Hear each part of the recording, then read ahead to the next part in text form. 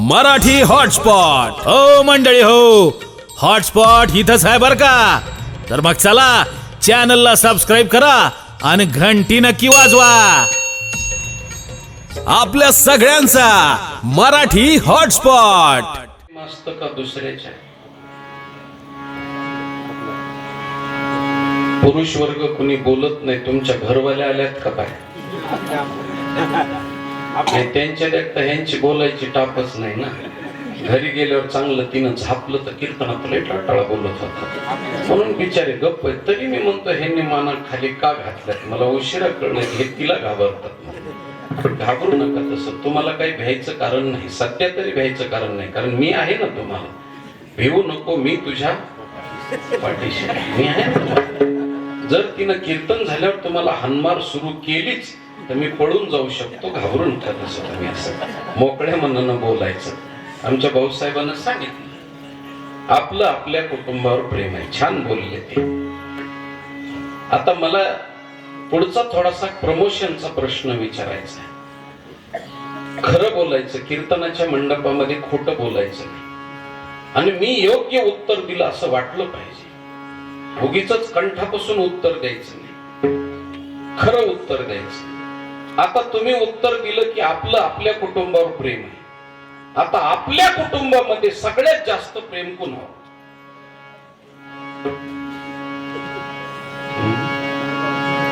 माझं बोलणं कळलं नाही का? नाही, सगळेच गप्प बसले म्हणून मी म्हणलं काय भानगड काय.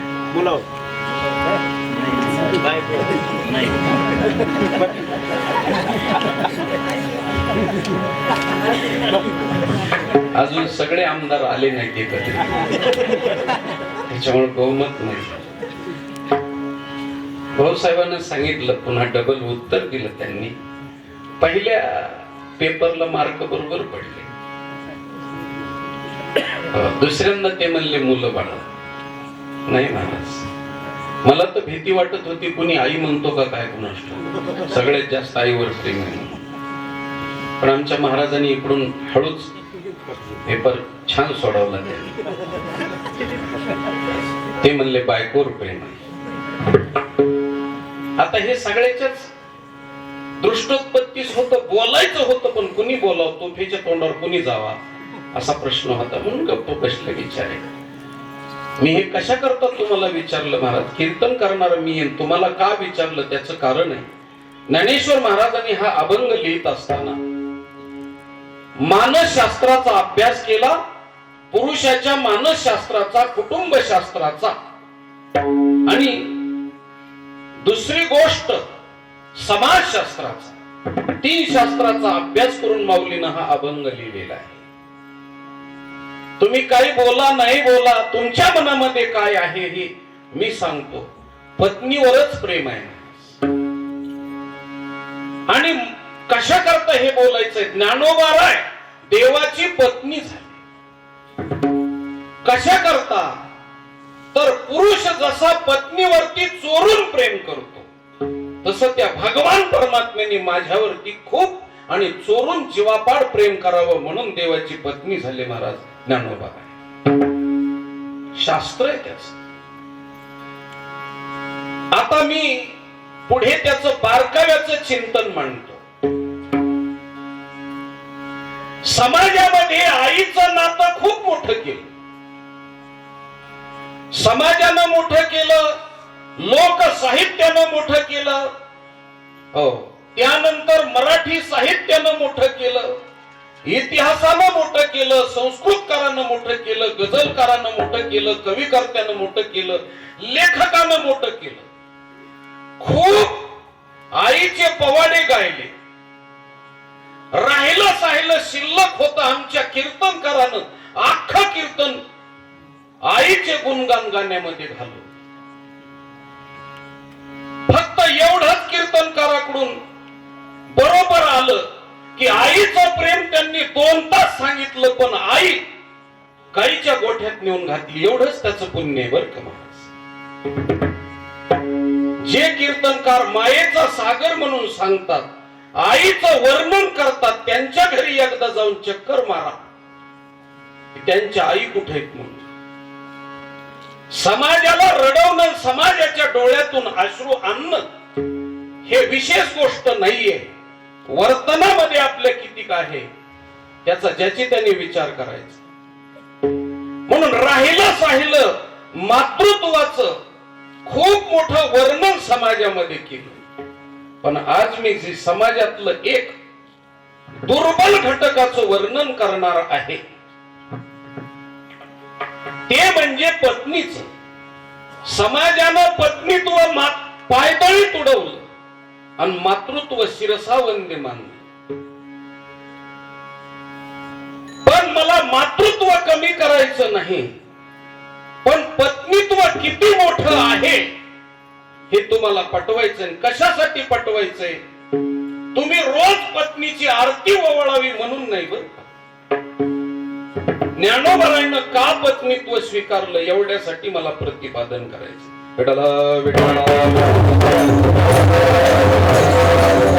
एक वैशिष्ट्य सांगतो. आज मी आरोपीचा वकील आहे. समाजामध्ये पत्नीत्वाचे गोडवे कुणीच गायले नाही. आरोपीचा वकील आहे आणि आरोपीच्या वकिलाला केस निर्दोष करण्याकरता फार तकलीफ असते. तुम्ही सगळ्या जणांना न्यायाधीशाचं काम करायचं आणि मी कलमा मांडायचं काम करायचं. तुम्ही फक्त होकार द्यायचा, नाही आवडलं तर नकार द्यायचा. पण कलम मी मांडणार आणि हे पुन्हा सांगतो, मी ज्ञानोबा रायसाठी मांडणार. अगोदर पत्नीत्व कळालं पाहिजे आणि नंतर ज्ञानोबा रायची भक्ती समजेल. म्हणून हा दृष्टिकोन डोळ्यासमोर ठेवून सामाजिक प्रश्नावरती ज्ञानोबा रायनं या अभंगाच्या माध्यमातून आपल्याला भक्ती कशी सहज सुलभ करता येते ते प्रतिपादन केलेले आहे.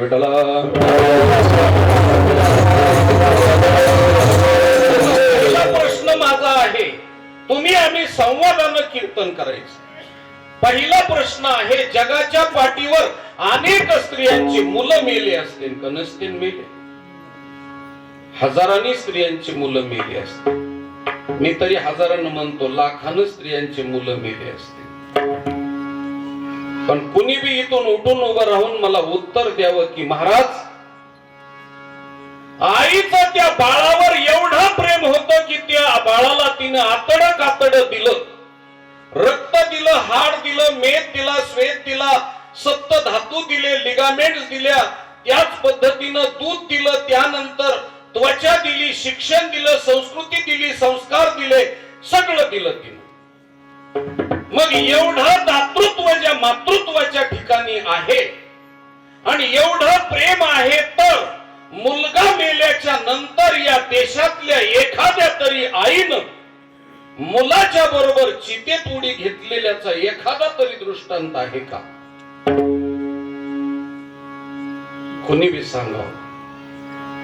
आईनं मुलासाठी चितेमध्ये उडी घेतली नाही किंवा स्वतःला तिनं पुरून घेतलं नाही, स्वतःचा प्राण दिला नाही. पण आता पुढची गोष्ट सांगतो तुम्हाला. परक्या घरची आलेली पत्नी जी आपल्या कुळात जन्माली आलेली नाही, अचानक तिचा विवाह होऊन पतिराजाच्या बरोबर आल्यानंतर, नवरा मेल्याच्या नंतर त्या पतिराजा बरोबर सहगमन करून चितेमध्ये उडी टाकणाऱ्या किती पत्न्यांचे दृष्टांत, हजारो पत्न्यांचे दृष्टांत सांगू. आता माझा मुद्दा इथे आहे, मुलासाठी चितेत उडी न घेणारी आई श्रेष्ठ का पतिराजासाठी अग्नी दहन स्वतःला करून घेऊन शरीर समर्पित करणारी पत्नी श्रेष्ठ? बोला. न्यायाधीश आहात तुम्ही, असं मौन धरून चालणार नाही. सुप्रीम कोर्टानं निकाल दिलेला आहे. जाऊ द्या, तुम्हाला इतक्यात पटलं नसलं तर दुसरी कलम सांग. तोपर्यंत तुम्ही हो म्हणत नाही तर निकाल देत नाही, तोपर्यंत मी कलम मांडित राहणार. आता दुसरी कलम अशी आहे की तुमच्या भागामध्ये अगोदर पत्नी आहे का अगोदर आई आहे? नक्की. आमच्या बीड जिल्ह्यापेक्षा वेगळं आहे तुमचं. आमच्याकडं पत्नी अगोदर आहे. बारकायानं बघा, तुम्हाला सांगतो, स्त्रीच्या जीवनामध्ये ती कुणाची तरी पत्नी झाल्याशिवाय आई होते का? डायरेक्ट आई होते.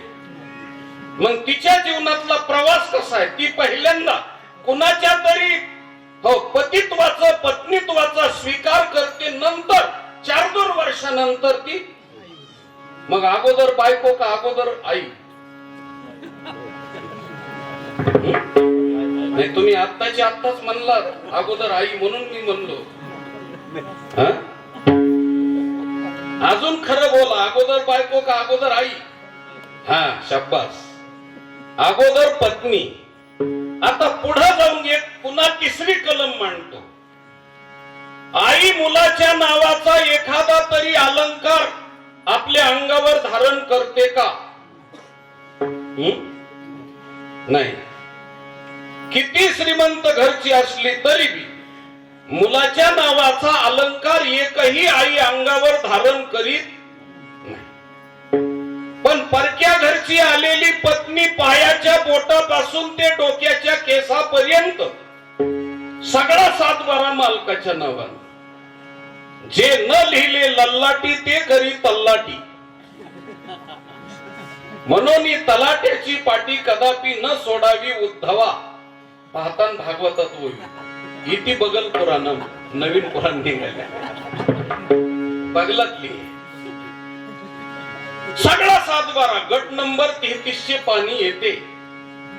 पायाचे बोट तिचे, पण जोडवे कुणाचे? बोलतच जा, तुम्ही घाबरू नका. तसं तुम्ही जर नाही बोललात तर 5 वाजूस तर कीर्तन सुटायचं नाही. पायाचे बोट तिचे, जोडवे कुणाचे? पतिराजाचे. शाब्बास. आता त्याच्या पुढे खोटे तिचे, पण पैंजण. तुमच्याकडे पैंजण म्हणतात का चैन म्हणतात का साकड्या म्हणतात? चैन. हा, चांगला शब्द आहे. कारण चैन घातली की दैन व्हायचं कामच नाही. आणि त्याची दैन झाली तरी हरकत नाही, पण चैनीला ढिलं नाही पडलं. पाय तिचे, घोटे तिचे, पण चैन मालकाची. त्यानंतर पूर्वीच्या काळामध्ये मालकाच्या नावाचा कंबरपट्टा असायचा. तो कंबरपट्टा म्हणजे कशासाठी? मरणार पण माघारी सरकणार नाही, नांदण्याकरता. हो, म्हणून पूर्वीच्या काळात मुलगी लग्नामध्ये पहिला उजवा पाय पुढे टाकत होती. उजवा पाय कशासाठी?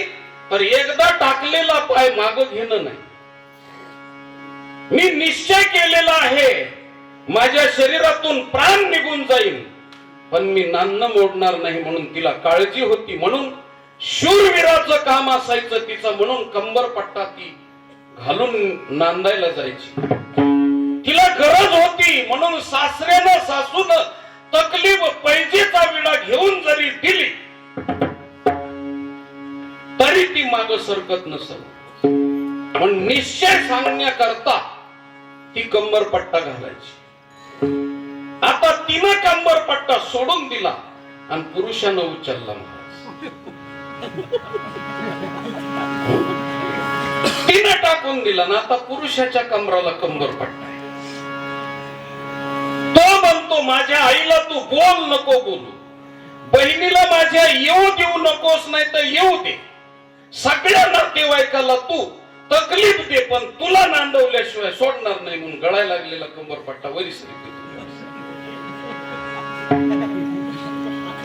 पूर्वीच्या काळात कंबरपट्टा होता. हो, हात तिचे, पण कंकण कुणाचे? मालकाचे. महाराज. गळा तिचा, पण मंगळसूत्र मालकाचं. नाक तिचा, पण नथ.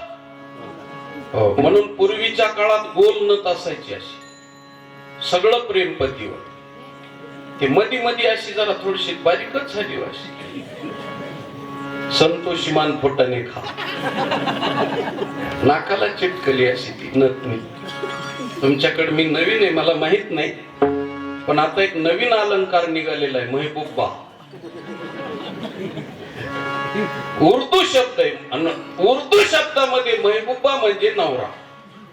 ते 3 घोसाचा असं नाकातच डोंबत असतो आणि त्याला असं उर्दू मध्ये असल्यामुळं महबूबा सरळ म्हणायचं नाही, मग गालाचा फुगा होऊन फुटला पाहिजे असं महबूबा असतो. तो नाक तिचं पण नथ मालकाची, कपाळ तिचं पण कुंकू मालकाचं, आणि शेवट जाता जाता सांगतो डोकं तिचं पण केस मालकाचे. पण पूर्वीच्या काळातली स्त्री नवरा मेल्याशिवाय डोक्याला कात्री लावित नव्हती. माझं बोलणं आहे, कळतंय ना? पूर्वीच्या काळातली स्त्री नवरा मेल्याशिवाय डोक्याला कात्री लावित नव्हती. आता लग्नाच्या अगोदरच चिमण्याचे खोपे.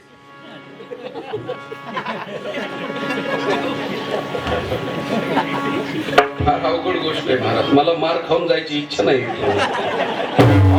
तर हानते आणि कुणी नाही हाणलं तर ब्युटी पार्लर वाले तर नक्कीच हाणतात. पोटावर पाय देत काय म्हणते ना आमचं.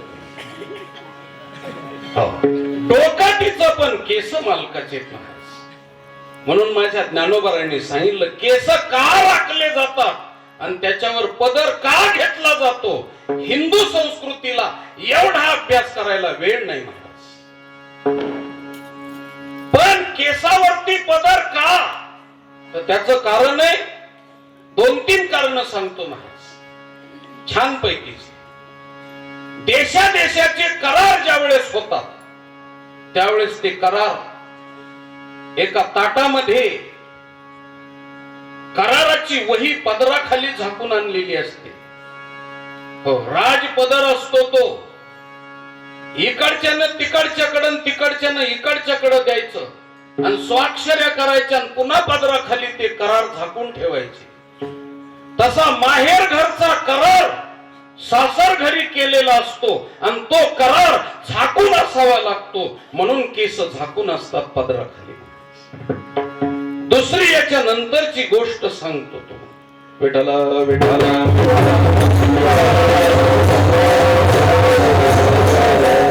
पूर्वीच्या काळामध्ये काड्याच्या पेट्या कमी असायच्या.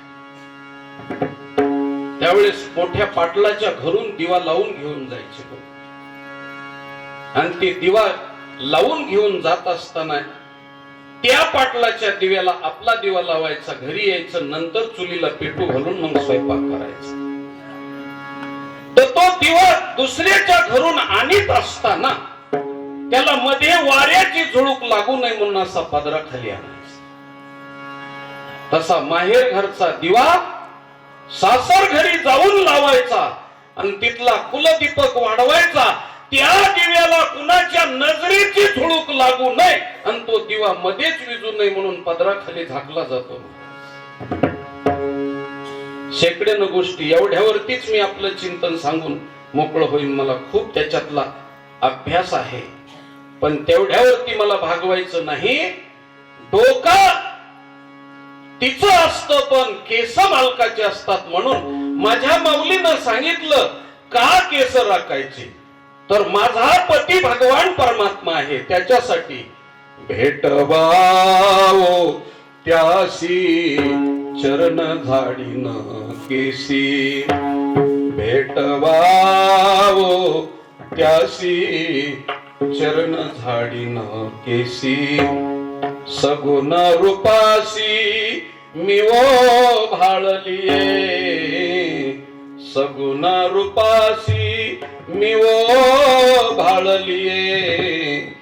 भेटवाओ त्यासी चरण झाडीन केसी. भगवान परमात्म्याचे केस झाडण्यासाठी, पाय झाडण्यासाठी केस राखलेले असतात. तसं पत्नीचं जीवन हे तो करार झाकून ठेवून तिनं जे हयातभर पदराखाली जपायचा असतो. म्हणून पायाच्या बोटापासून डोक्याच्या केसापर्यंत त्या पत्नीनं पूर्ण शरीर समर्पित केलेलं असतं. याच्यातून मला एकच गोष्ट सांगायची की एकही अलंकार न धारण करणारी मुलाच्या नावाचा आई श्रेष्ठ का सगळ्या अंगावरती एवढे अलंकार नवऱ्याचे धारण करणारी पत्नी श्रेष्ठ. अजून मी बोलत नाही. पुढची कलम सांगतो, कारण जजच्या मनाला कलमा नाही आल्या तर वकिलांनी वेगळ्या वेगळ्या कलमा टाकायच्या. ज्यावेळेस जज हो म्हणतील त्याच वेळेस निकाल. आणि हे पुन्हा पुन्हा सांगतो मी, माऊलीसाठी बोलतोय बर का, हे ध्यानात ठेवायचं. आता पुढची कलम सांगतो तुम्हाला. आई हुंडा देत नाही, पत्नी हुंडा देते. आई मन देत नाही, पत्नी मन देते. आई शरीर समर्पित करीत नाही मुलाला, पत्नी शरीर समर्पित करते. आई पेक्षा पत्नी नुसती पत्नीच नसते, तर पत्नी आई बी असते, पत्नी वडील बी असते, पत्नी भाऊ बी असते, पत्नी बहीण बी असते, पत्नी मंत्री असते, वकील असते, डॉक्टर असते, सेवेकरी असते, सालके असते. सगळे काम बिना पगाराचे ती करीत असते. एकच वैशिष्ट्य सांगतो तुम्हाला. चौकामध्ये भांडणं लागले आणि मोठ्या दादाला समोरच्या 15-20 लोकांना मारायला सुरुवात केली. हे लहान्या भावाला कळाल्यानंतर त्यांनी पाहिलं की 15 माणसं त्याला मारते. आता खरं सांगा, तो लहाना भाऊ भावाकडे जाईल का पळून जाईल? पळून जाईल. भावाची परीक्षा भांडणात असते, पत्नीची परीक्षा दारिद्र्यात असते, सोयऱ्याची परीक्षा नागवणीमध्ये म्हणजे दिवाळखोरीत असते, शुराची परीक्षा रणांगणात असते, वक्त्याची परीक्षा सभेत असते. ह्या सगळ्या परीक्षा येतात. प्रत्येकाच्या परीक्षेत ज्याची त्यांनी उत्तीर्ण व्हायचं. भांडणामध्ये भावानं पाठ राखण करणं ही भावाची परीक्षा आहे. पण सख्खा भाऊ 15-20 माणसं मारायला लागले त्याला, तर आपण पोलीस स्टेशनला अर्ज करू, पण सत्य मी गेलो तर मला बी ते मारते म्हणून पाठीवरचा भाऊ पडून जाऊ शकतो. नव्हे जातोच. पण 15-20 लोक जर मारायला लागले तर पत्नी कधीच पळून जाणार नाही. हे लक्षात घ्या. समोरच्या माणसाला ती काठीनं तर मारणार नाही, पण मालकाच्या पाठीवरती पडून त्यांचे काठीचे वार आपल्या पाठीवरती ती झेलल्याशिवाय राहणार नाही. तिला भाऊ म्हणतात. म्हणून बंधुत्वाचं नातं भूषवते ती. त्यानंतर पुढे गोष्ट सांगतो तुम्हाला. नवऱ्याने जर कदाचित भाकरी कमी खाल्ली तर महाराज तिचा जीव खालीवरी होतो. सतकोर भाकरी कमी खाल्ली तर ती म्हणते, आज तुम्ही भाकरी कमी खाल्ली का? खाल्ली भाजी चांगली झाली नाही का? गावात कुणी तुम्हाला पालतं उलतं बोललं का? माझं वागणं तुम्हाला आवडलं नाही का? तुम्ही आज शांत कशा करता? भांडे घासण्यात चित्त लागत नाही. ती नवऱ्याजवळ जाऊन बसणार आणि विचारणार, झेंडूबाम लावू का? डोकं दुखतंय का? ताप आलाय का? स्वतःचं भोजन तसंच ठेवणार आणि पतिराजावरती ती प्रेमानं विचारपूस करणार. महाराज, ज्यावेळेस ती विचारपूस करते त्यावेळेस आई असते. आई असते. ज्यावेळेस चतकोर भाकरी ताटामध्ये वाढीत असते त्यावेळेस ती आई असते.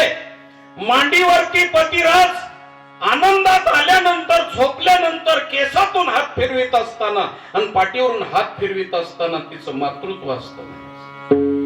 म्हणून शास्त्रानं असं सांगितलं की कोणत्याही वेळाला तिच्या बरोबर विषयाच्या चेष्टा करणं म्हणजे मातृगमनाचं पाप लागतं. म्हणून तुकोबारांनी एका वाक्यात सांगितलं, विधीने सेवन विषय त्यागाते समान. विधीनं युक्त जर त्याचं वर्तन असलं तर गृहस्थ आश्रमी सुद्धा ब्रह्मचारी ठरू शकतो, आणि जर वागणं योग्य नसेल तर ब्रह्मचारी सुद्धा गृहस्थ आश्रमापेक्षाही खालच्या थराला जाऊ शकतो. म्हणजे लग्न न झालेला वेगळा आणि गृहस्थ आश्रमात ब्रह्मचारी राहणारा सुद्धा वेगळा.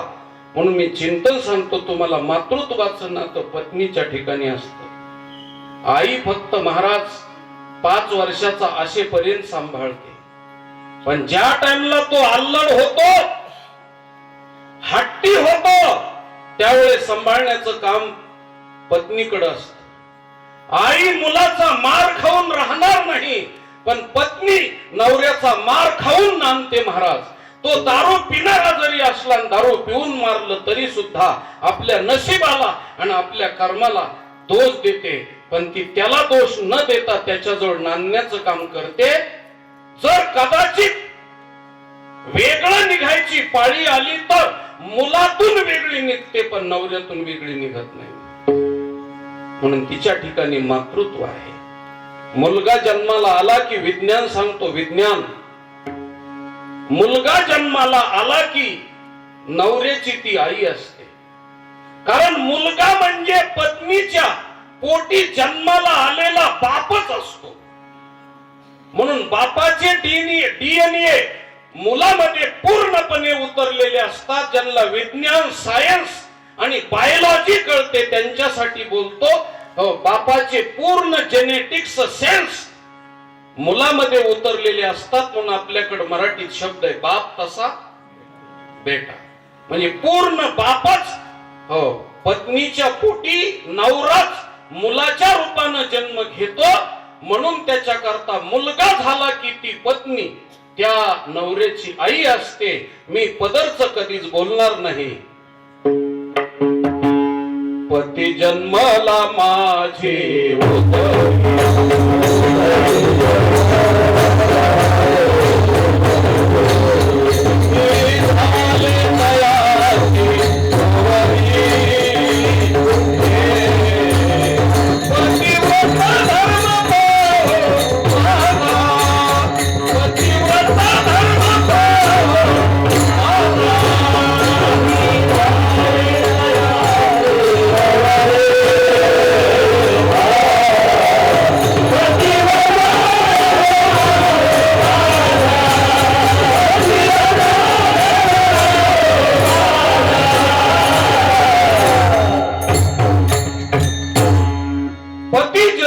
माझे उदरी आणि मी झाले तयाची नवरी. पण नवरा बायकोच्या पोटी जन्माला येतो म्हणून मातृत्वाची तिच्या ठिकाणी धर्म लागतात महाराज. शेकड्यानं गोष्टी सांगल तुम्हाला, शेकड्यानं. आई मुलासाठी समर्पण करीत नाही. पत्नी नवऱ्यासाठी बापाचा त्याग करते, कुळाचा त्याग करते, गोत्राचा त्याग करते, बंगल्याचा त्याग करते. बापाची 4 व्हीलर गाडी असली तरी माझी म्हणायची नाही, आणि नवऱ्याची ऊस तोडीची गाडी असली तरी माझी म्हणायची. कुणासाठी महाराज? नवऱ्यासाठी. बापाचा बंगला असला तरी माझा म्हणायचा नाही, नवऱ्याची झोपडी असली तरी माझी म्हणायची. एवढा त्याग आहे महाराज. त्याच्या पुढे जाऊन सांगतो, पत्नी काय त्याग करते तर बापाला सुद्धा टाकून देते, आईला पण टाकून देते. मी आपल्याला प्रश्न विचारतो, आई मेल्यानंतर मुलीला सुतक पडतं का? आवाज वाढवा, आवाज कमी करू नका. तुमच्यावर सगळं अवलंबून आहे. मी आलो पुण्यात की तुम्ही जातात रंगात, म्हणजे असं करू नका. तुमच्यावर सगळं अवलंबून. मी आपल्याला गोष्ट सांगतो की आई मेल्याच्या नंतर मुलीला सुतक पडतं का? नाही. आईचं मुलीचं नातं किती आहे? ज्ञानोबारांनी सांगितलं, किंबहुना धनुर्धरा जो ये मातेच्या उदरा तो मातेचा सोयरा केतुला. आईच्या शरीरावरती शरीर वाढलेलं आहे तरी सुद्धा तिनं आईला बाजूला केलं महाराज. विचार करण्यासारखी गोष्ट आहे. पतीसाठी तिनं नवऱ्यासाठी मायबाप बाजूला केले, त्यांचं गोत्र तोडलं, त्यांचं सुतक तोडलं, त्यांचं आडनाव तोडलं, त्यांचं नाव तोडलं, सगळं काही नाही. फक्त बापाचं जर नवऱ्याचं भांडण लागलं तर अजून मी प्रश्न विचारतो, ती नवऱ्याच्या बाजूला उभी राहते का बापाच्या? बापाचं खरं असलं तरी ती बापाला सांगते, बाबा तुमचं 100% खरं आहे, पण आता सध्या तुमचं दुकान चलत नाही, माझ्या नवऱ्याचं दुकान चालतंय. 100% खरंय, मला बी कळतंय, पण माझ्यासाठी सगळं गटगटा गिळा आणि माझ्या नवऱ्याचं खरं माना. आणि तुम्हाला माझ्या नवऱ्याचं खरं मानायचं नसलं हा तुमचा उंबरठा मी पूर्णपणे कधीच तुमच्या उंबरेला येणार नाही. नवऱ्याच्या पाठीशी उभे राहते महाराज. शरीराची पर्वा नाही, मनाची पर्वा नाही, गोत्राची पर्वा नाही, बापाची पर्वा नाही, आईची पर्वा नाही, भावजायाची पर्वा नाही, शेतीवाडीची प्रॉपर्टीची पर्वा नाही. एवढा त्याग करून ज्या वेळेस ती येते आणि एकनिष्ठ त्या पतिराजाशी राहते, तसं भक्ताचं जीवन आहे महाराज. हो, संकल्पावी माया संसाराची सगळं टाकून द्यावं लागतं. संसारा आगी आपुलेनी हाते लावून मागुते पाहू नये. माझं गोत्र काय, माझं कुळ काय, माझा कुलदैवत काय. फक्त माझा कुलदैवत आहे पांडुरंग. कुळीची हे कुळदेवी केली ठावी सकळा. आमचा परमात्मा नवरा आहे, त्याच्या नावाचं आम्ही मंगळसूत्र घातलेलं आहे, गळ्यात तुळशीची माळ घातलेली आहे. म्हणून आम्ही सगळ्या ज्ञानोबराय सगळ देवाच्या बायका आहोत महाराज. आता ज्यांच्या गळ्यात तुळशीच्या माळा आहेत तितक्या देवाच्या बायका आहेत. आता ज्यांच्या गळ्यात तुळशीच्या माळा नाहीत त्या कोणाच्या आहेत मला माहित नाही. उगा कशाला शोध करीत बसू. कोणाच्या का आसनात काय करायचं आपल्याला त्याच्या पंचायत. हो, पण आम्ही मात्र सुवासनी आहोत, सुवासनी. म्हणून माझ्या माऊलीने सांगितलं, रांडव राहू नका बाई पाहुनी करा वर, आणि तेने तुम्ही सुखी व्हाल आहे मरण बर. हो, कर्मे बिन सौती झाले आले संतापासी, ज्ञान लिंग देह नासुनी. विठला विठला ज्ञान डोर घेऊन हाती लिंग देह नासी.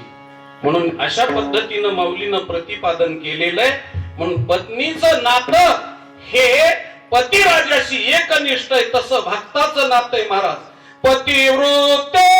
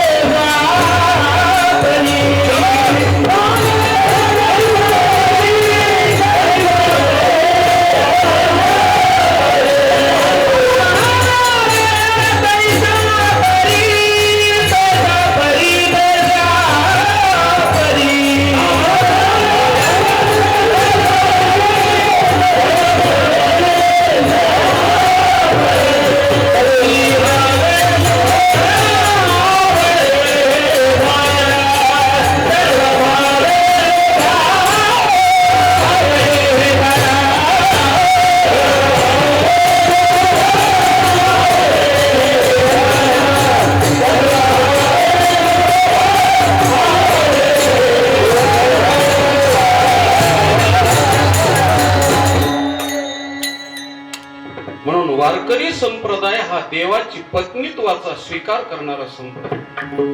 जगाच्या पाठीवर 2000 धर्म आहेत, पण देवाच्या बरोबर पत्नीत्वाचं नातं जोडणारा धाडसी संप्रदाय म्हणजे वारकरी संप्रदाय. म्हणून माझ्या ज्ञानोबरांनी सांगितलं की मी त्या परमात्म्याची पत्नी होऊन भक्ती करील, पण भक्ती करीत असताना शेकड्यानं गोष्टी मला वेळेचं भान ठेवावं लागेल आणि वेळेमध्ये चिंतन समाप्त करावं लागेल. म्हणून मी पातिव्रत्यानं वागन आणि त्या पतिराजाला तकलीफ न देता पतिव्रतेचे धर्म मी सांभाळीन. म्हणून त्याच्याकरता काय करीन तर त्याला वस्त्र मागणार नाही. त्यांनी जे नेसवलं ते मी नेसन आणि त्याला खुश ठेवण्याचं काम करील. म्हणून मला त्यांनी 5 दमड्याचं 5 कवड्याचं जाडं भरड घोंगडी सारखं वस्त्र जरी नेसायला दिलं तरी मी नेसल, पण माझी कुठल्याही प्रकारची तक्रार त्याला करणार नाही, अशी मी त्या भगवान परमात्म्याची एकनिष्ठ पत्नी आहे. अभंगाच्या पहिल्या चरणात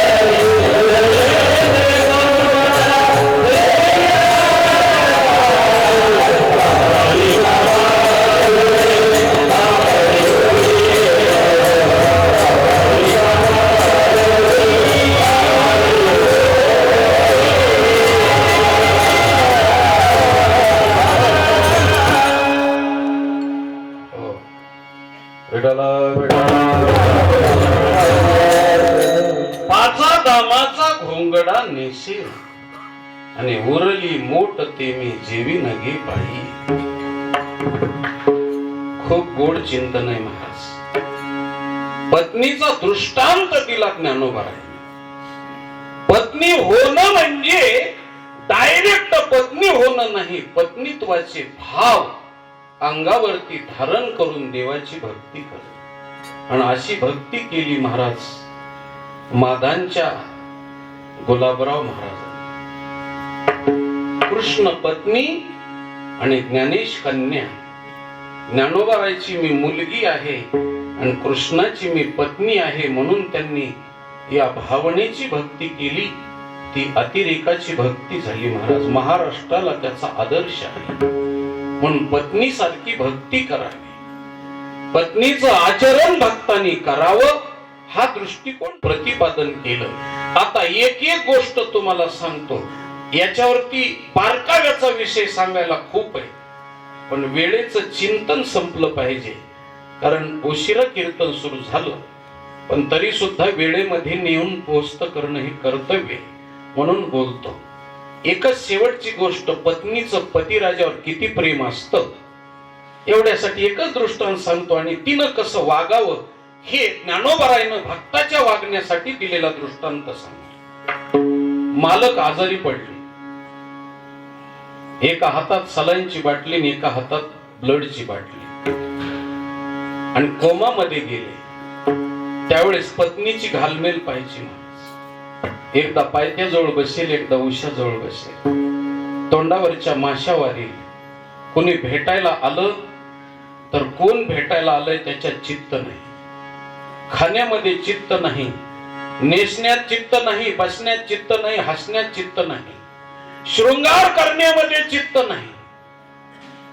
सारखी बसलेली आणि जागी. वेळच्या वेळेला सलाईन देणं, सलाईनाचं संपल्यानंतर नर्सला सांगणं, गोळ्या देणं, इंजेक्शनाची सगळी व्यवस्था. रात्रभर पत्नी जागी राहील, झोपणार नाही, खाण्याची चिंता नाही. आणि सकाळच्या प्रहरी तिची आई जावयाला भेटण्यासाठी आली, पण येत असताना रिकाम्या हातानं जाऊ नये म्हणून तिनं गावरान तुपातला बदामाचा शिरा करून आणला जावयानं खाण्यासाठी. पण आल्यानंतर पाहिलं, एका हातात ब्लडची बाटली आणि एका हातात सलाईनची बाटली, आणि बोलत नाहीत जावय, कोमात गेले. भेटली मुलीच्या बरोबर, मुलीनं गळ्याला धरून रडली. 2-4 तास गेल्यानंतर आईनं मुलीला सांगितलं की जावयासाठी गावरान तुपातला बदामाचा शिरा आणला होता, पण आता जावई तो खात नाही, पण तू पलंगाच्या पलीकडे जाऊन तू खाऊन टाक. खाईल का होती? खाणार नाही महाराज. भिंतीला धडक देऊन रडन आणि आईला सांगन की तू नवस केला होतास. माझ्या वाचून जग वस पडायला लागलं का? मरे ना का मी मेली तरी हरकत नाही, पण माझा कुंकवाचा धनी जगला पाहिजे. हे तिचं जीवापाड असलेलं प्रेम आहे महाराज. वेळ प्रसंग आला तर जीव सुद्धा गहाण ठेवते, पण नवऱ्याचा जीव वाचवण्याचा ती प्रयत्न करीत असते. म्हणून संक्रांतीच्या टाइमला वानवसा देण्याकरता जाते त्यावेळेस देवाला सांगते, माझं आयुष्य कमी कर. तुला जर कुणाला आयुष्य देता येत नसेल तर माझं आयुष्य कमी कर आणि माझ्या नवऱ्याला ते आयुष्य दे. म्हणून देवाजवळ प्रार्थना करणारी पत्नी. म्हणून ज्ञानेश्वर महाराजांना देवाची पत्नी होऊन सगळे धर्म बाळगण्याकरता हा अभंग लिहिलेला आहे महाराज. म्हणून ही महाराष्ट्राला भक्ती तत्वातली फार मोठी देणगी. विठ्ठल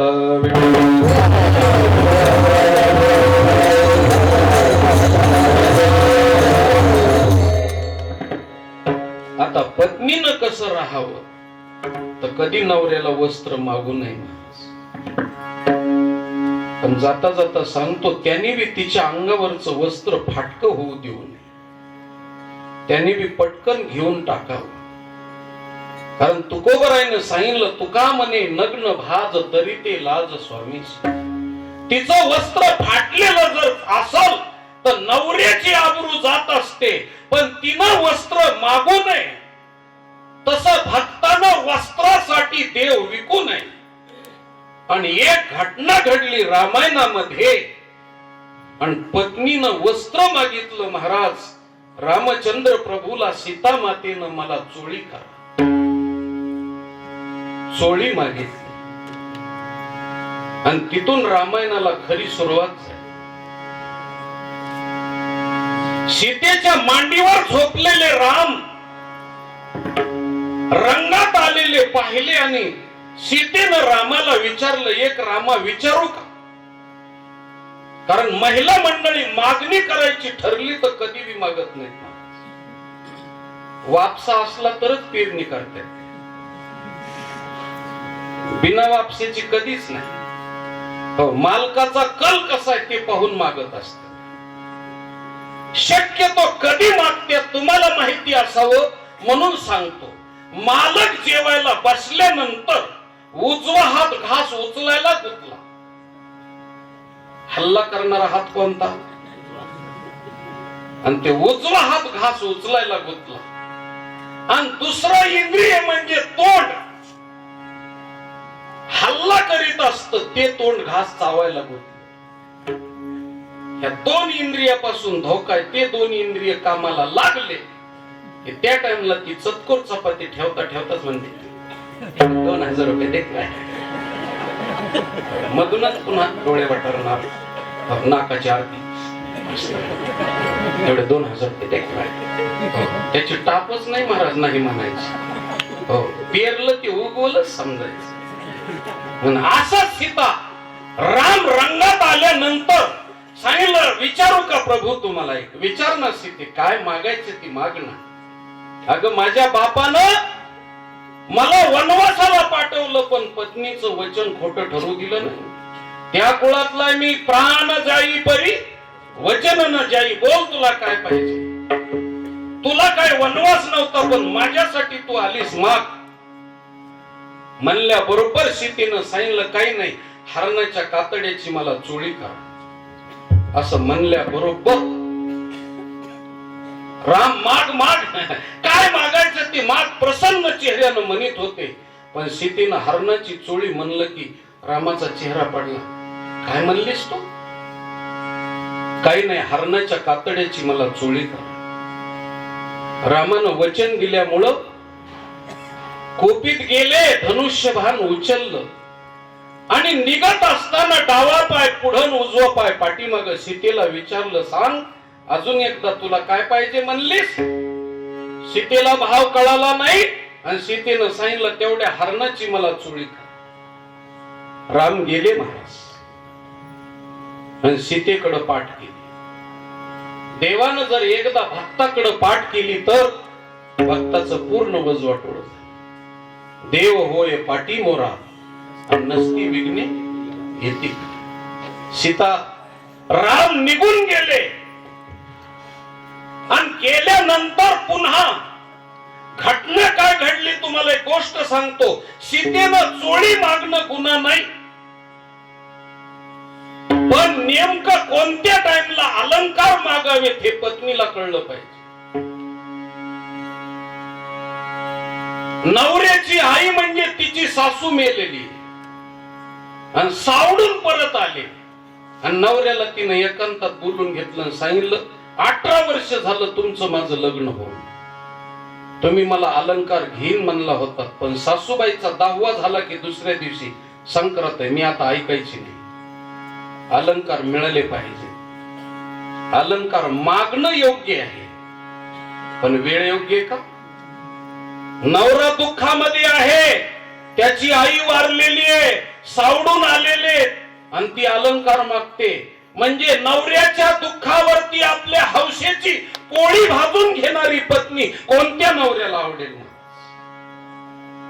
झाडाच्या साली राम नेसलेले, 14 वर्षाचा वनवास आहे, एक भाऊ बिना अन्न पाण्याचा सेवा करतोय, एक भाऊ नंदीग्रामाच्या ठिकाणी बसलेला आहे, आई विधवा झालेल्या, पापाचं प्रेत तेलामध्ये पडलेलं आहे, सगळं अयोध्या नगर दुःखी आहे आणि त्या टाइमला सोन्याच्या हरणाची चोळी मागणं हे सीतेला शोभलं नाही, म्हणून देवाला आवडलं नाही. हिला वस्त्राची गरज आहे. राम गेले. एक तर पहिली गोष्ट, नवऱ्याला बायकोनं काम सांगू नये. मग ती किती मोठ्या घरची असली तरी तिनं सांगू नये, आणि किती बी शिकलेली असली, ती एमए झालेली असली, एका यमाला आटपायसारखी नसली आणि तो मॅट्रिक जरी झालेला असला तरी त्याला तिनं काम सांगू नये. या लागलं तर येताना तुम्ही बी पाणी प्यान, मला एक तांब्या भरून घेऊन ये असं म्हणायचं नाही महाराज. म्हणून नवऱ्याला तिनं आज्ञा करू नये. आता इथं सीतेनं आज्ञा केली नवऱ्याला, तेवढ्या हरणाची चोळी करा. बर, लक्ष्मणासारखा भाऊ पाठीशी उभा असताना सीतेची आज्ञा मानली नसती का? भाऊजी तेवढा हरण मारून आणा, जमलं नसतं का?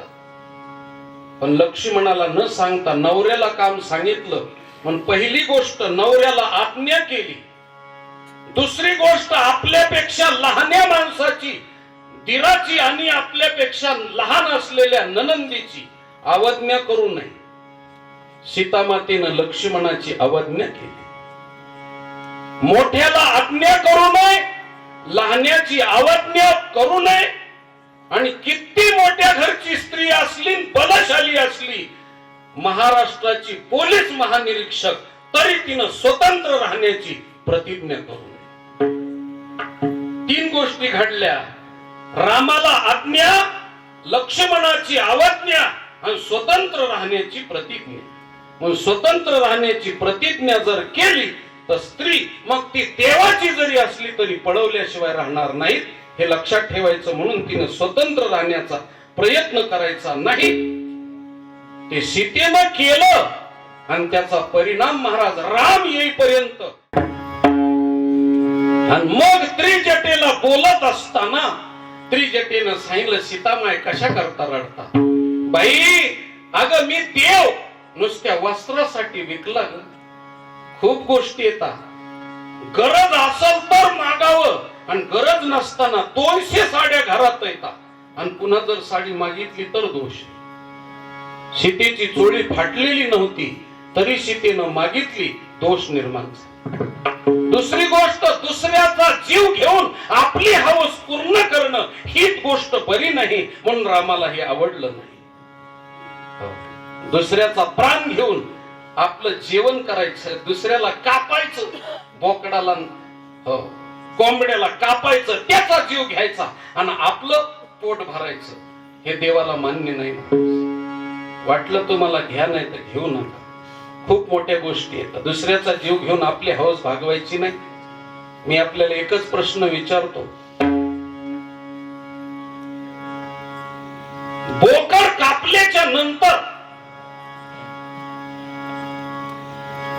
त्याला का कापलं म्हणून विचारलं तर त्या बोकडानं एकच सांगितलं, आणि धर्मशास्त्रानं सांगितलं की बोकडाला देवानं लवकर का कापलं त्याचं कारण आहे, त्याला 3ऱ्या तासामध्ये जन्मल्यानंतर आईन बहीण कळतंय ना माझं बोलणं. 3ऱ्या तासात बोकडाला आईन बहीण कळत नाही. मला एकच विचारायचं की त्या बोकडाचं मांस खाणाऱ्या माणसाला नातं कळल का? प्रश्न आहे माझा, त्या बोकडाचं मांस खाणाऱ्या माणसाला नातं कळल का?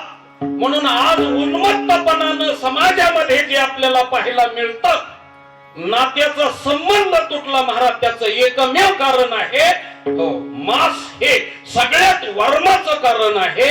वर्माचं कारण आहे, जोपर्यंत मांस खाणं बंद होत नाही तोपर्यंत समाजामध्ये दया आणि माया आणि प्रेम निर्माण होत नाही. म्हणून वारकरी संप्रदायानं पहिल्यांदा गळ्यात तुळशीची माळ घालून वारकरी संप्रदायाचं प्रीत आहे मांसाहार वर्ज्य.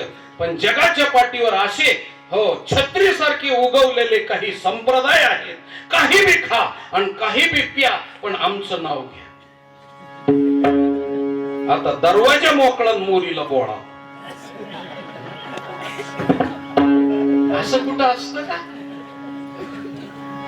चालतंय महाराज, आणि लोक बी भैकत येत. खाऊन पिऊन जर धर्म असेल तर काय हरकत आहे? मग वारकरी संप्रदाय अवघड आहे, तिकडं खाणं बंद आहे म्हणून तिकडच जातात महाराज. जा, काय करायची ते करा, जन्माचं वाटोळ करून घ्या, आमचं काही म्हणणं नाही. खूप बोलण्यासारखं आहे.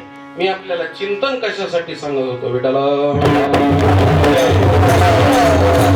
सीतेला हरण मारायचं ना आपली चोळी करायची हे आवडलं नाही. आणि मग त्या त्रिजटेला सीतामाईनं सांगितलं, नाडियेले आशा मृग कांती सोने, धाडियेले रघुनाथा पाटीला गीतेने. धाडियेले शब्द आहे महाराज, आज्ञा ही उल्लंघिली आज्ञा माव काय मी जाणे. मज घेवनी सुनाटाले सुने ओ सांगवो त्रिजटे सखय ऐशी मात. बाई त्रिजटे, माझा राम मला भेटल का नाही भेटल? महाराज, दोघा जणांमध्ये फक्त वितुष्ट येण्याचं कारण काय आहे? फक्त चोळी वस्त्र आडवं आलं. तिथून पुढे अग्नी दिव्य घ्यावं लागलं. लंका आपलं अयोध्या नगरीत आलं तरी बी धोब्यानं निंदा केली आणि पुन्हा वनवास भोगावा लागला. आणि महाराज, 2 लेकरं झाले. एक लेकरू कुसळावर टाकलं आणि एक लेकरू लव्हाळ्यावर टाकलं.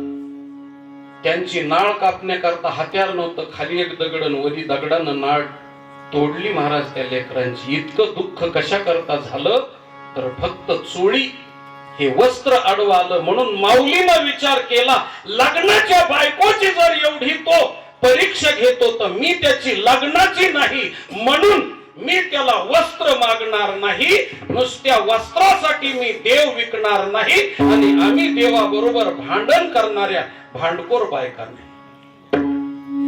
माऊली म्हणतात, आम्ही रुसो नेनो, आम्ही रुसो नेनो, अंबुलिया ते रुसू नेदुगे बाई. आम्ही रुसणाऱ्या बायका नाहीत आणि नवऱ्या बरोबर भांडण करणाऱ्या नाहीत. रुक्मिणीनं भांडण केलं आणि भांडण केलं ती केलं, पण लेकर मोठाले झाल्यावर तरी नवरा बायकोनी भांडण विसरत जात. नाही तर मग पोरं चांगले कातडे काढीत असते. अजून पंढरपुरात गेलं तर रुक्मिणी एकीकडे देव एकीकडे महाराज, जवळ नाहीत, भांडण आहे त्यांचं. आणि हे भक्ताला माऊली सारख्या कळल्यानंतर माऊलीनं सांगितलं, आम्ही तसल्या बायका नाहीत. रुसणाऱ्या आणि नवऱ्याला रुसू देणाऱ्या नाहीत. कातड्याचे पाया जोडे करू त्या त्याच्या, पण त्याला रुसू देणार नाहीत आम्ही. ही माऊलीची कट्टर भक्ती आहे महाराज, कट्टर. म्हणून रुक्मिणीची भक्ती माऊलीच्या भक्ती पुढे फिकी आहे. विठ्ठल विठ्ठल.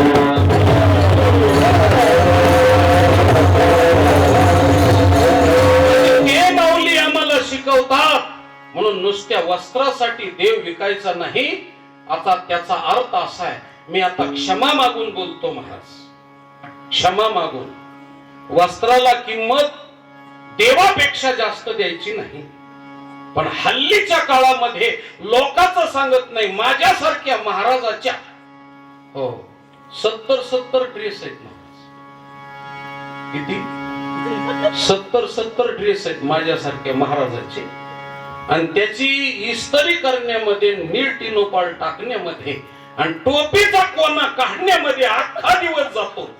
पण देव पूजा करायला वेळ नाही. दुसऱ्याने उघडलेल्या गंधगोळीवर ताव हाणायचा. एक जणांनी गंध उघडली की 17 जणांना ती पुरती महाराज. कारण ते उघडतानाच तितक्याला सगळ्याला पुरवठा मिळेल असाच उघडीत होते. आणि सगळ्या जणांनी गंध हाणायचा. कुठल्याही प्रकारची भक्ती नाही महाराज, भक्ती नाही. वस्त्राला किंमत, आणि आज वस्त्राला तर किंमत एवढी दिली महाराज. तुकोबरायने सांगितलं, वारकरी संप्रदायातल्या मंडळीनं दुसरे वस्त्र नेसायचे नाही. सांडोनिया शुद्ध शुभ्र निळी काळी वस्त्रे पांगुरती ऐका कलीचे महिमान, असत्याशी रिधले जन पापादिती अनुमोदन करती हेळन संतांची.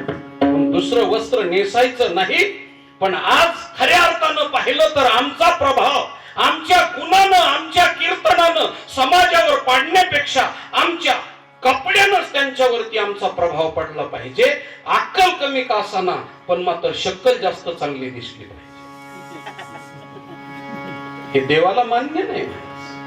देवाची भक्ती करायची असेल, मी आता जाता जाता सांगतो, ज्या अर्थी माऊली म्हणतात मी तुम्ही नेसवलं ते नेसत. आता मी प्रश्न विचारतो तुम्हा सगळ्यांना, बायकोनं नवऱ्याला आवडन तसं नेसावं का लोकाला आवडन तसं नेसावं?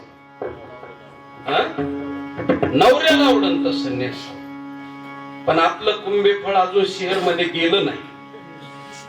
खेड आहे आणि परिसरात आहे म्हणून आपलं चांगलंय महाराज, मालकाला वाटन तसं तिनं नेसावं. पण मोठमोठाल्या शहर सारख्या ठिकाणी नवऱ्याच्या मनावर नेसणच नाही. पर तिच्या तरी मनावर असावं, पण तसं बी नाही. लोकांच्या मनाला कसं चांगलं दिसल ते नेसायचं. म्हणून बागेत फिरायला जायला वेगळीच भपकेबाज साडी, मुलाला शाळेत पोहोचायला वेगळीच साडी, बाजारात भाजीपाला आणायला वेगळीच साडी, कुणाच्या वाढदिवसाला जायला वेगळीच साडी. दिवसातून 15-20 साड्या भपकेबाज बदलल्या जातात. लोकाला चांगल्या दिसत्या अशा. पण त्या बिचाऱ्या नवऱ्यानं तिला घरी आल्यानंतर साडीवर पाहून घेऊन खुश व्हावं, त्याच्या वाट्याला घरात साडीच नाही वाली.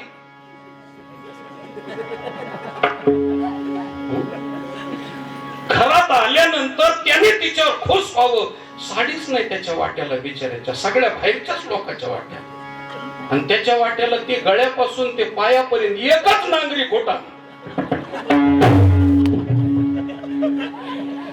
गळ्यापासून ते पायापर्यंत एकच नांगरी खोटा. मधी बांध नाही, बंदुरा नाही, पांदास नाही, काही नाही. पहिलं एकदा निघाले की पायापर्यंत जाऊस तर घोर नाही. काय म्हणते त्याला? गाऊन. ते गाऊन एकदा गळ्यामध्ये अडकवला आणि घरात चालायला सुरुवात झाली की जणू सर्कसचा तंबू निघाला. गाऊन गळ्यामध्ये अडकवला आणि केस माग मोकळे सोडले की नरसिंहाचाच अवतार. हाके सरशी उडी घालोनिया स्तंभ फोडी. नरसिंहच महाराज.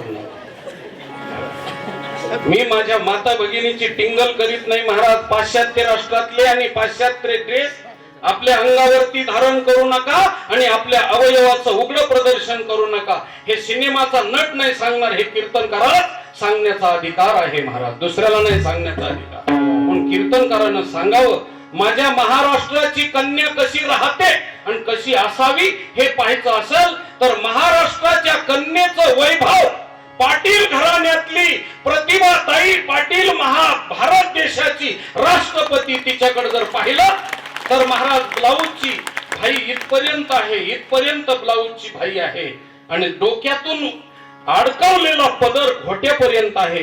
सगळे अवयव तिनं झाकून घेतले. हे महाराष्ट्राच्या कन्येचं वैभव आहे आणि देशातल्या उच्च पदापर्यंत गेलेली जर इतकी व्यवस्थितशीर राहते तर 15,000 रुपये पगारवालीनं असं का नास हो महाराज राहायचं, याचाच मला थोडासा पडलेला प्रश्न आहे.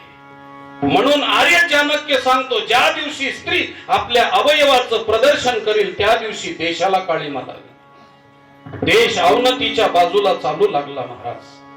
म्हणून आपले अवयव उघडे करून समाजाला प्रदर्शन करण्याचं काम करू नये. आणि जाता जाता एकच गोष्ट सांगेल की उघडे अवयवाचं प्रदर्शन केलं तर लोकांच्या नजरा भिरभिरत्या होत असतात, पण तिच्या पोटी कधीच भगतसिंग, राजगुरू आणि शिवाजी महाराज जन्माला येत नसतात. हे डोक्यामध्ये ठेवायचं महाराज. शिवाजी महाराज जन्माला येणाऱ्या जिजामातेचं पाहिलं तर नख सुद्धा नजरी पडणार नाही. इतकं अंगावरती परिधान केलेलं तिच्याच पोटी कुशीला अगदी ऊब आणणारी आणि कीर्ती जगामध्ये धारण करणारे लेकरं जन्माला येत असतात. म्हणून मी आपल्याला सांगतो, या पद्धतीनं माऊलीनं सांगितलं, मी 5 दमड्याचं नेसन पण त्याच्या तेच नेसन. म्हणून 5 दामाचा भोंगडा नेशेन, नवऱ्यासारखं नेसल. आणि उरली मोठ ते मी जेवी नगे बाईये, उरलेलं जे मुठभर खरकट मरकट असन ते खाई. अजून मी किती मोठ्या घरी जा, पाहुणे आले ना अचानक स्वयंपाक संपला. कधी स्त्री आपल्यासाठी नवा स्वयंपाक करीत नाही. शिळ पाक जसं असेल तसं पोटभर, नाही मिळालं तर अर्ध पोटी का होईना राहून खाऊन राहायचं. पण स्वतःसाठी काय करायचंय माझा संसार, दुसरा स्वयंपाक म्हणून ती पाहते. दुसऱ्याला ताट भरून वाढते महाराज. आणि दुसऱ्याला ताट भरून वाढण्यामध्ये त्यांनी जर जेवण केलं, तृप्त होऊन सांगितलं सुंदर जेवण झालं, तिचा पगार झाला महाराज आणि तिचं पोट भरलं. पण जेवणाऱ्यानं कधीही स्वयंपाक करणारीचं वर्णन करावं, सुंदर स्वयंपाक झाला, तिचं पोट भरतं महाराज त्याच्यामध्ये. आणि तिला जर स्वयंपाक उरला नाही तर ती स्वतंत्र स्वयंपाक करीत नाही आणि ताट भरून पण घेत नाही महाराज. हातामध्ये वाटी घेते मोठ्या घरची बाई आणि एका हातात वाटी घेते आणि एका हातात चपाती घेऊन खाते महाराज. पण माझ्यासाठी ताट भरवायचं नको म्हणून तिच्या जीवनातला हा त्याग आहे स्त्रीच्या जीवनातला. तसा घडोघटकीला स्त्रीकडून पत्नीकडून परमार्थ भक्तानं शिकावं आणि तिच्यासारखं जीवन देवाच्या बरोबर वागताना वागावं, हीच खरी भक्ती आहे महाराज. विठ्ठल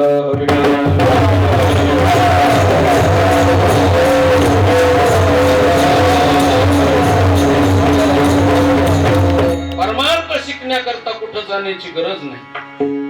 घरात पत्नी जशी पतिराजावरती प्रेम करते तसं देवावरती प्रेम करावं, एवढीच माऊलीला सांगण्याची ही तयारी आहे.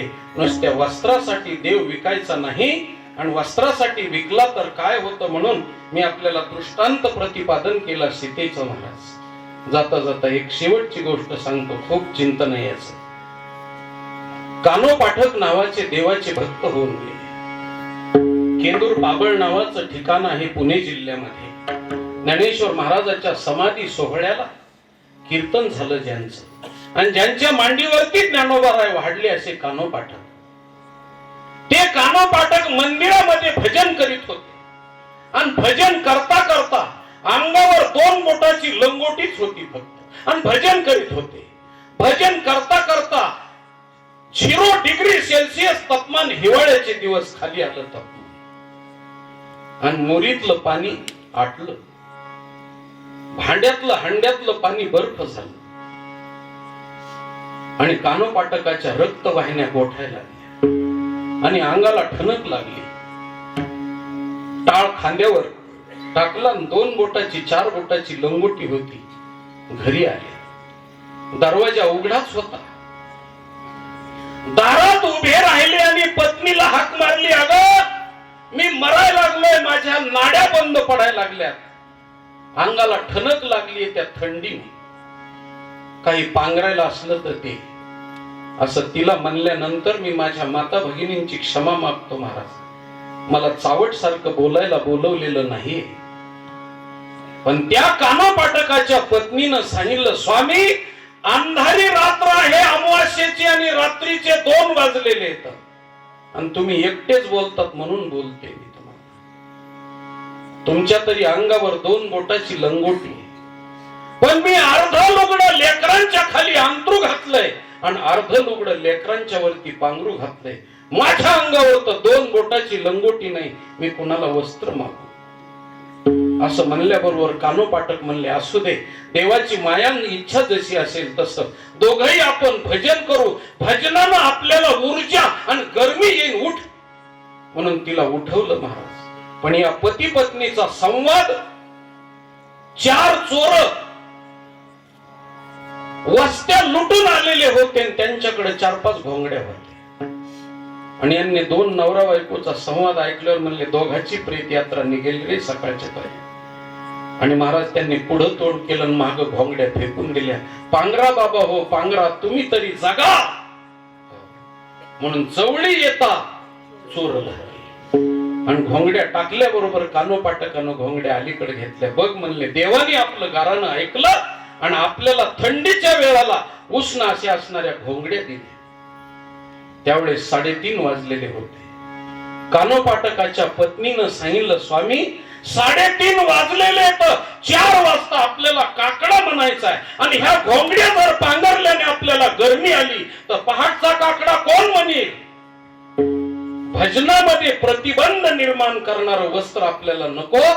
म्हणून कानोपाटकाच्या पत्नीनं पलीकडे लाथानं घोंगड्या ढकलल्या महाराज आणि 2 जणांनी टाळ घेऊन काकड्याचं भजन केलं. हा आदर्श माऊलीच्या जवळ होता. म्हणून 5 दामाचा घोंगडा नेशेन उरली मोठ ते मी जेवी नगे बाईये, उरलेलं जेवढं असेल खरकट मरकट ते खाईल. पण पूर्वीच्या काळामध्ये मुलगी देत असताना मुलीचा बाप मुलाचं सौंदर्य, मुलाचं देखणे, पण मुलाची उंची, मुलाचं शिक्षण, त्याची इस्टेट, प्रॉपर्टी, बंगला, गाड्या काही पाहत नसत. मग मुलीच्या बापानं काय पाहायचं? तर मुलाच्या बापाची नजर चुकवायची आणि मुलाच्या बापाच्या शेतात जायचं.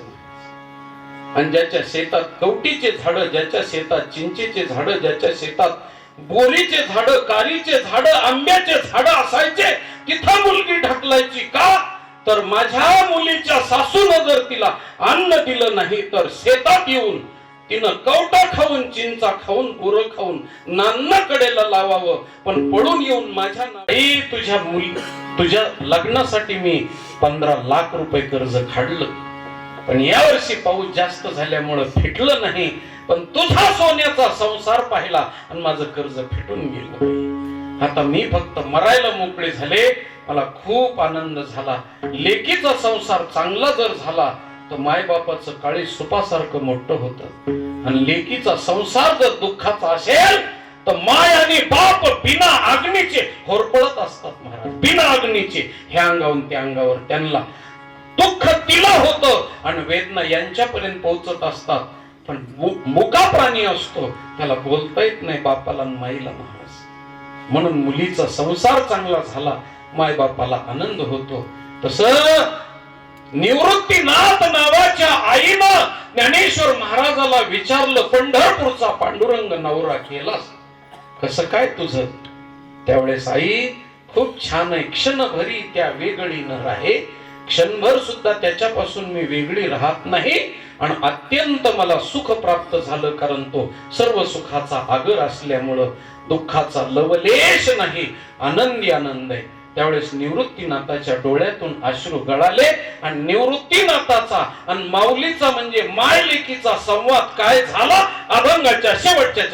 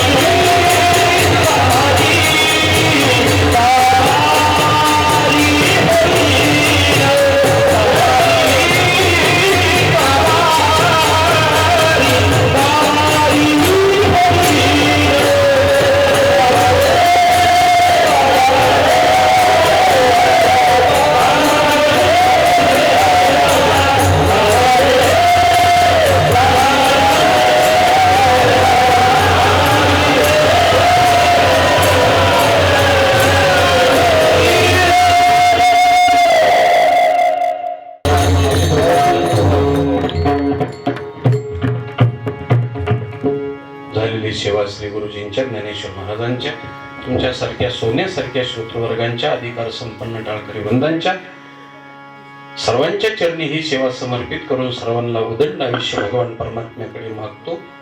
आणि अथक परिश्रम करून कल्याण परिसरातून मुंबईकडून मी धावत पळत, रस्ते खूप खराब झालेले असल्यामुळं सकाळी 10 वाजल्यापासून प्रवास 7 वाजेपर्यंत प्रवास.